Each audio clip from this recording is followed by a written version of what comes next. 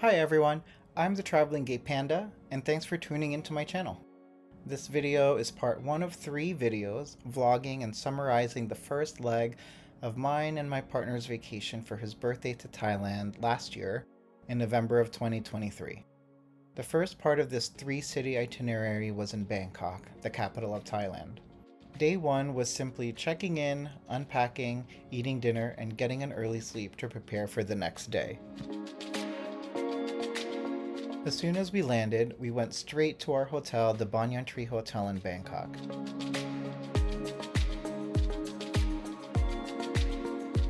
And after a long day of travel, we went out to the nearest place for dinner. I knew I wanted my first Thai bite to be a spring roll, and this definitely satisfied that crave. It was incredibly crunchy, delicious, and of course packed with flavor. After dinner, we were extremely tired from all of the travel, so we quickly stopped by the gay district just to see what that was like before ending the night. Day 2 was when our adventure really started. We woke up to this beautiful sunrise. Our hotel room was on the 59th floor and overlooking the east side, so we had the most beautiful sunrise every single day. After checking out the pool, we went to Wat Pho pretty early in the morning so we could beat out A, the crowd, and B, the sun and heat. One of the highlights of Wat Pho is it has the longest reclining Buddha, which was pretty magnificent to stand next to.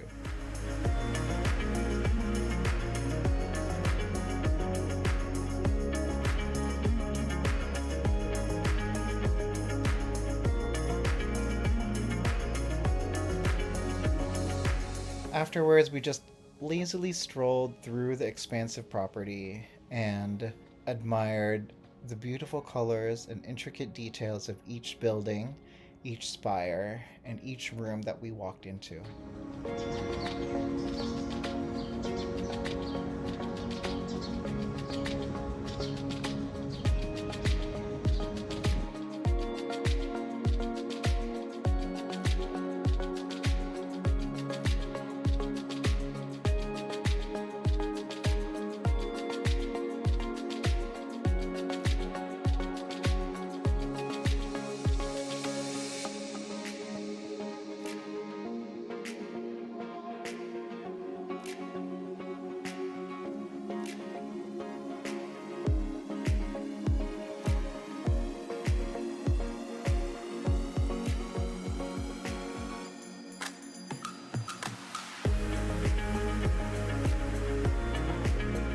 Wat Pho is also famous for its school of massage, which is found towards the back of the facility.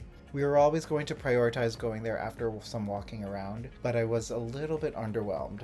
I wasn't allowed to take pictures inside, but just so you know, it's not a luxury spa. It's more of an open room where the massage beds are laid right next to each other, and that's where you'll be getting your massage. It's pretty bare bones. Don't be surprised if you're laying next to a stranger getting the same massage as you. We went to a random restaurant near the shopping mall center we wanted to look at. It felt like a locals joint because the clientele were on their lunch break either from school or work. Everything tasted delicious, but beware, the mango papaya salad was extremely spicy and definitely not for the faint of heart. To walk off some of the calories while escaping the heat at the same time, we shopped at some malls that were right next to each other. It ranged from high-end luxury to your normal regular department malls.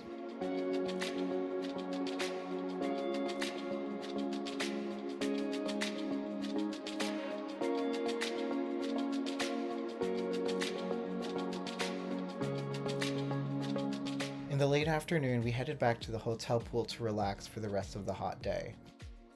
For pre-dinner drinks, at our hotel's rooftop had one of the highest rooftop bars and a 360-degree panoramic view of all of Bangkok.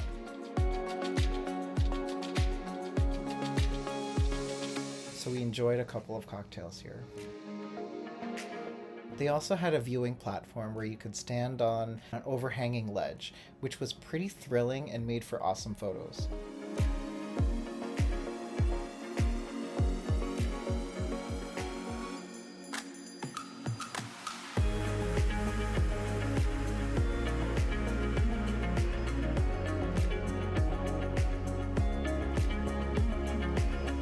For dinner, we went a few blocks from our hotel to the Issaya Siamese Club, and the food was delicious.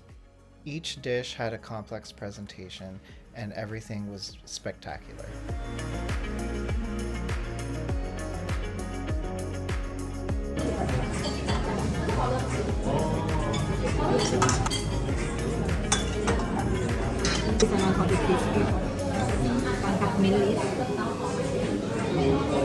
If you come here, make sure to try the soft-shell crab and the massaman curry.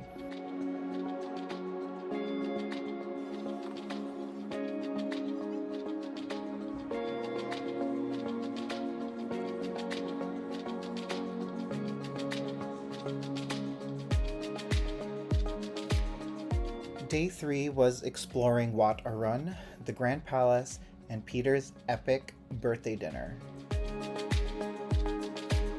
Wat Arun is a smaller property than Wat Pho, but has equally, if not more, intricate designs. This one has a lot more vertical up and down. The stairs were pretty steep as compared to Wat Pho, which was pretty leveled.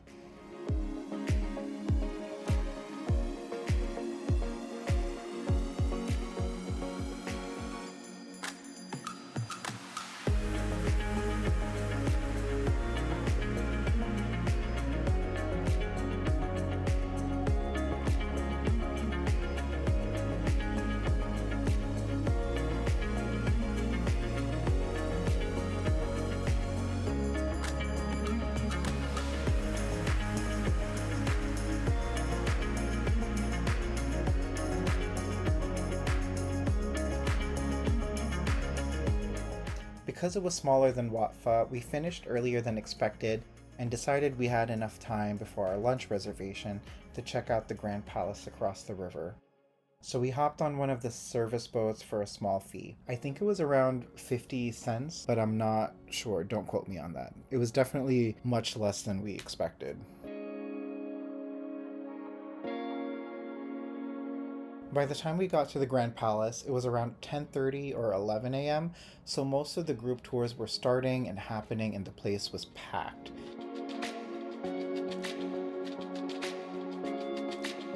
Now this is much larger than Wat Pho and has more things to see.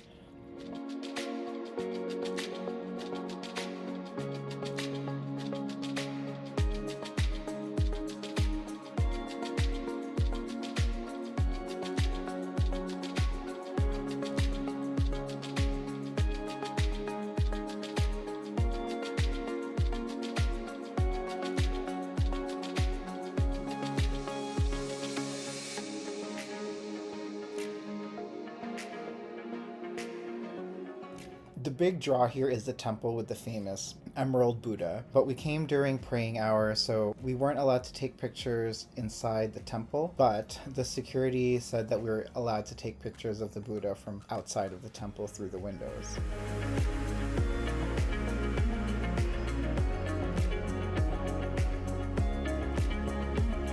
The second portion of the Grand Palace is the palace, which, while we were there, wasn't open for visitation, but the grounds was still very nice.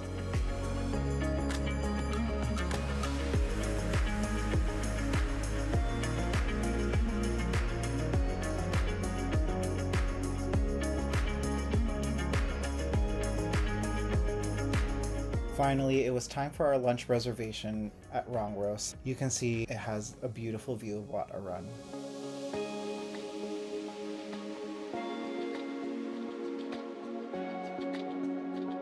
Here we of course got my favorite, spring rolls, but also fish cake, goat curry, and tiger prawns, all of which were fantastic.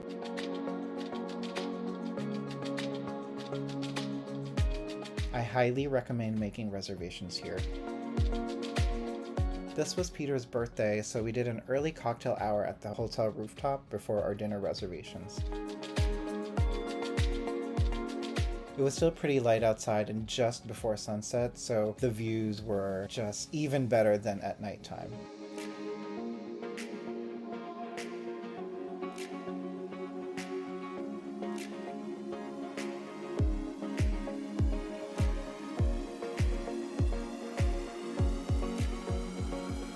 The sunset was also stunning.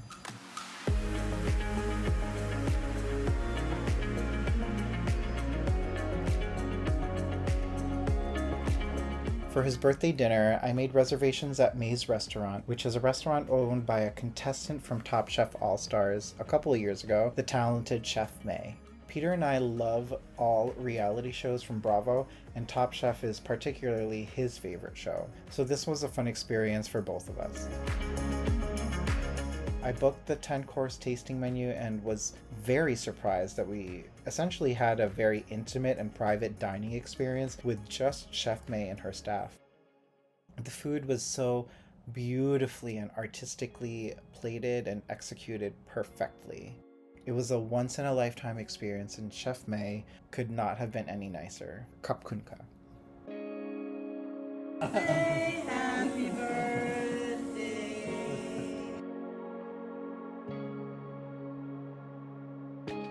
The majority of day 4 was waiting for our seat at Jay Fai restaurant, more shopping, and eventually dancing. Jay Fai has been featured on many food channels, cooking networks, and YouTube videos, and that's actually how we came to know her. She's famous for wearing the very thick and vibrant red lipstick with ski goggles while she's cooking her Michelin award-winning fried crab omelet on a wok. Reading reviews from her restaurant, we knew it was going to be a really long wait time, so we made sure to get there directly at opening at 9 a.m. so we could get a seat. And even then, we got there a little after 9, and we were already number 42 in line, and they had a hard stop at 100 parties. So if we came in maybe 30 minutes later, the list probably would have been full and we would have been turned away, as we saw happen to other people. And even then, the wait time for our number 42 was about 4.5 hours long. Luckily, we hadn't explored that neighborhood yet, so we walked around the streets, saw some more temples and buildings.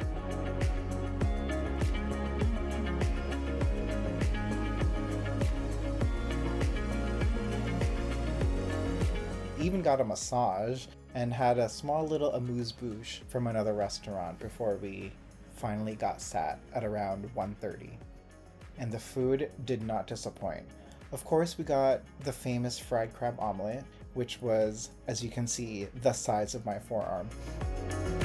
It definitely was a little pricier compared to other street food vendors, but considering how much crab was actually stuffed in there and how delicious the food was, it was well worth it. We also got the shrimp fried rice and yellow curry crab dish, which were also just chef's kiss delicious.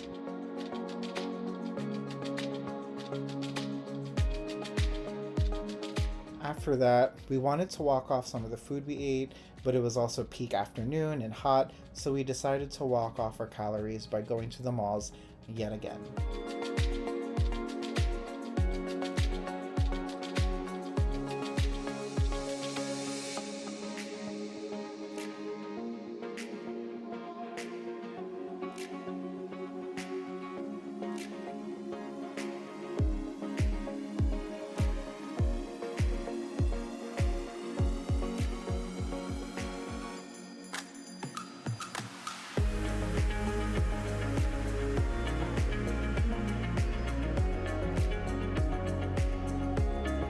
For dinner, we hadn't done any night markets, so we went to kind of a more upscale night market called Asiatique, right by the water, and it had really fun shops, kind of unique vendors, your typical street food stalls, bars, and live bands.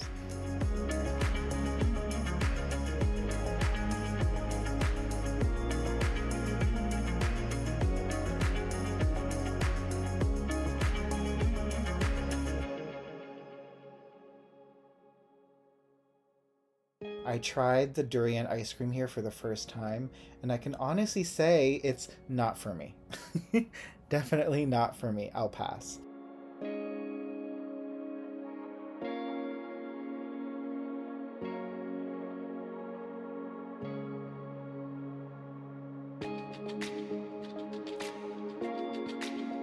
One section of the market had a Ferris wheel and a horror or scary or terror house, which wasn't really that scary, but we kind of played up to it just to have some fun.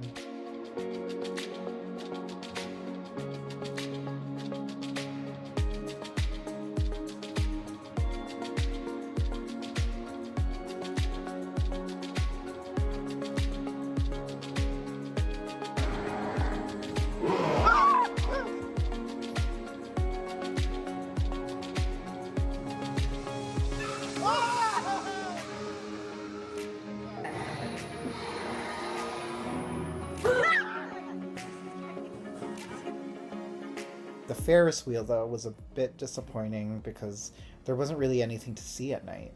Maybe if we had done it in the daytime, we'd be able to see other temples like Wat Arun, Wat Pho, and even the giant Buddha, but at night it was a little underwhelming.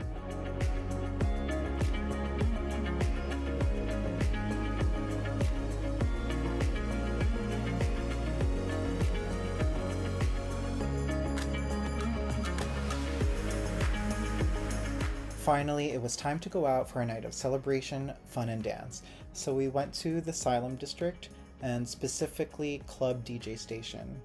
There is a small cover, but it's worth it because inside there are 4 different sections with their own vibe.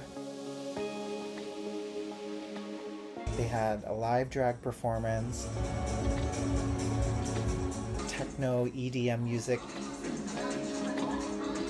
Top part was like a lounge cafe. The bottom, which was our favorite, was a Korean themed bar where they only played K-pop. People in the club were even more real diehard fans. They even knew the dances to the K-pop songs and spontaneously went up on stage to dance.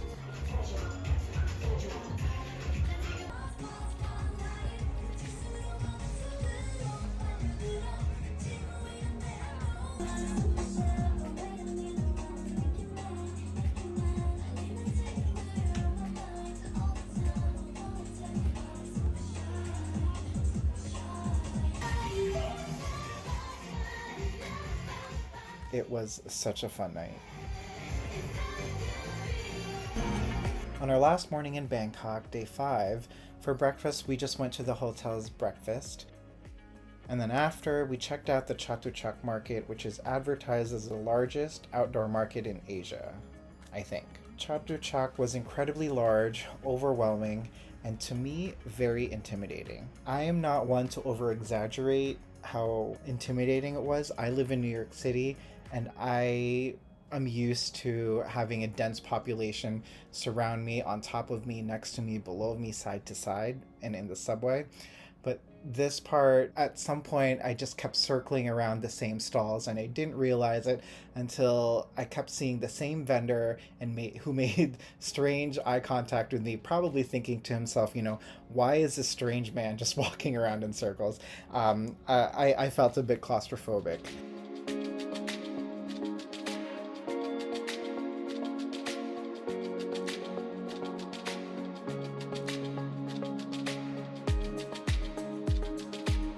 That was until we both saw these numbers and banners on the ceiling.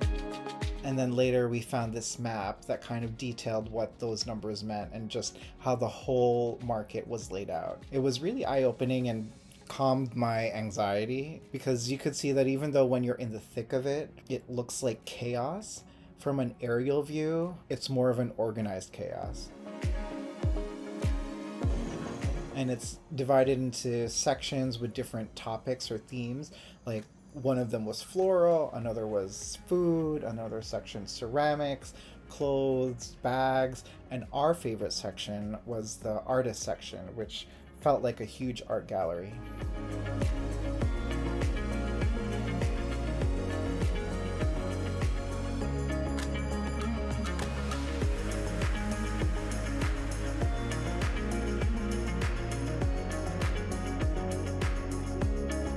For our last dinner in Bangkok, we had to go back to Issaya Siamese Club restaurant. We tried new cocktails and new dishes, and everything was superb.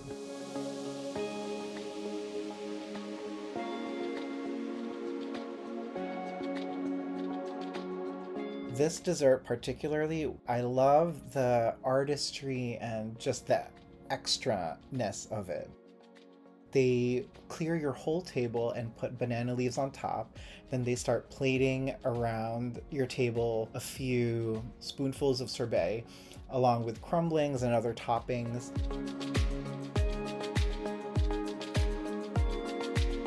Before we knew it, it was time to head out of Bangkok and head to Chiang Mai, which was my favorite city that we visited during our trip to Thailand. And that's it. Well, thank you for sticking around and watching my whole video. If you enjoyed it, please don't forget to like, comment, and subscribe, and watch my next upcoming videos for Chiang Mai and Koh Samui.